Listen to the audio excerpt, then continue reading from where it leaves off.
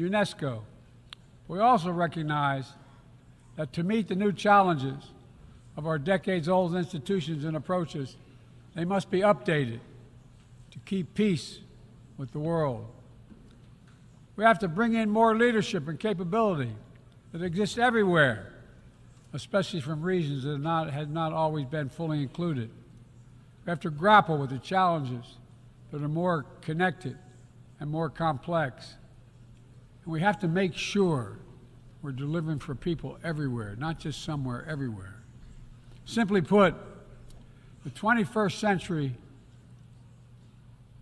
century results are badly needed. They're needed to move us along. That starts with the United Nations, starts right here in this room. In my address to this body last year, I announced the United States will support expanding the Security Council, increasing the number of permanent and non-permanent members.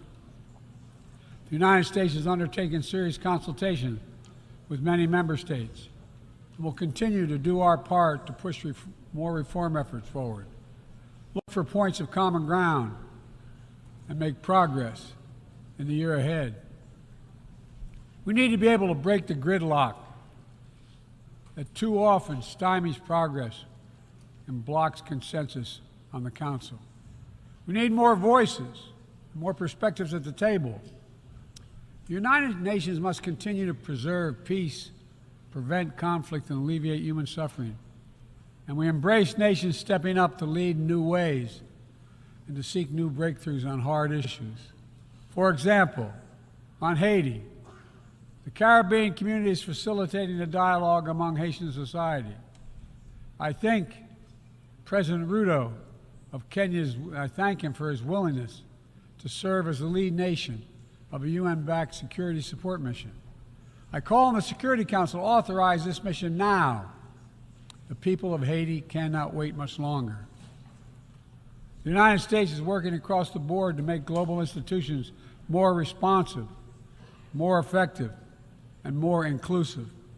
For example, we've taken significant steps to reform and scale up the World Bank, expanding its financing to low and middle-income countries so it can help boost progress toward meeting the Sustainable Development Goals and better address interconnected challenges like climate change and fragility. Under the new president of the World Bank, change is already taking root. Last month, I asked the United States Congress for additional funds to expand World Bank financing by $25 billion. And at the G20, we rallied the major economies of the world to mobilize even more funding. Collectively, we can deliver a transformational boost to World Bank lending.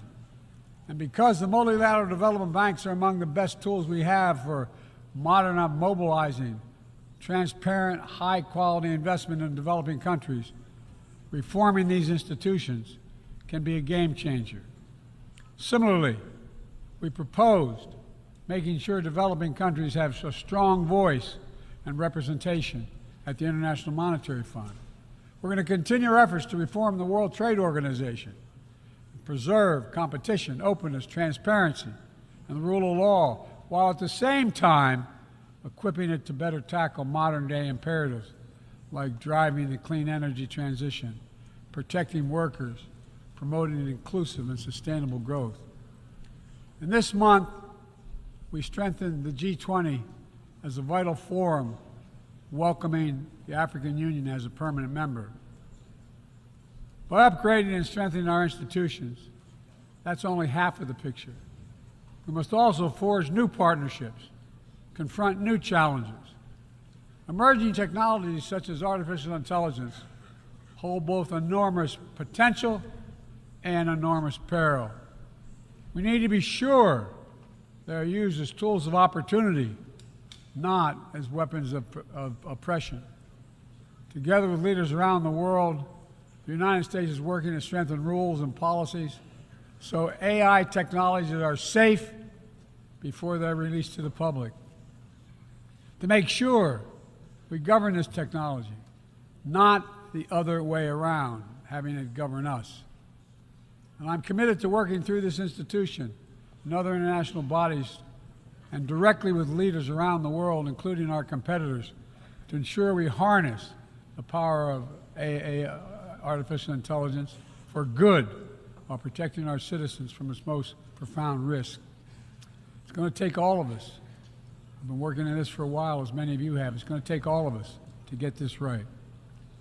In every region of the world, the United States is mobilizing strong alliances, versatile partnerships, common purpose, collective action to bring new approaches to our shared challenges.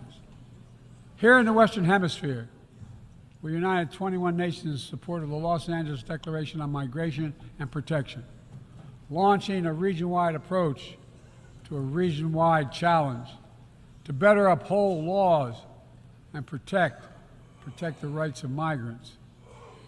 In the Indo-Pacific, we've elevated our Quad partnership with India, Japan, and Australia to deliver concrete progress for the people of the region on everything from vaccines to maritime security.